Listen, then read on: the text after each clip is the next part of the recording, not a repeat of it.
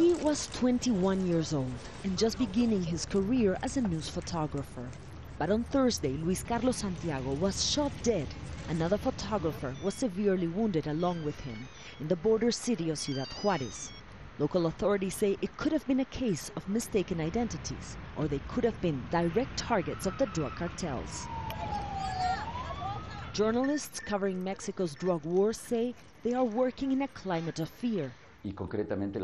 We have received 2 phone calls threatening to kill all of us who work at our radio station. Drug cartels fighting in Ciudad Juarez or who control other areas of Mexico often manipulate the way news is covered, hoping for maximum coverage of their crimes. Most of the crimes happen around the time of the news shows. That's when we see most of the killings, when people are about to watch the news. According to the Committee to Protect Journalists, the traffickers consider the news their own propaganda tool. So they want to control how they appear to the public, or at least to some segments of the public.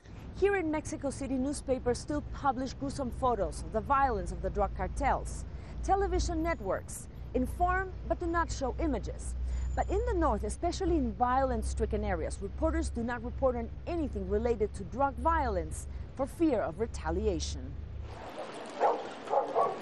In that information void, there's been one place where millions of people can get information, the so-called Blog del Narco, or narco blog. ¿Para quién trabajas?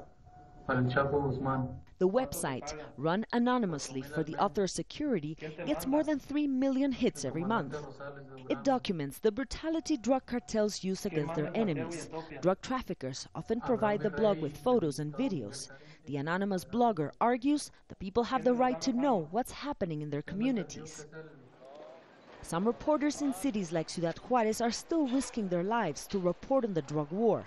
But the traffickers' threats have been largely successful at muzzling the press when it suits their needs. It's at the very least a complete lack of responsibility not to cover a story of interest, of such importance in your own country. Of course you can cover it. And when you don't cover it, you invite someone else to fill in the blank. Narcoblog does that. The credibility of the information published in the blog or in local news organizations directly threatened by the drug cartels may be questioned by many. But Mexicans who want information have little other choice, as the press in Mexico is becoming yet another casualty of the drug war. Mariana Sanchez, Al Jazeera, Mexico City.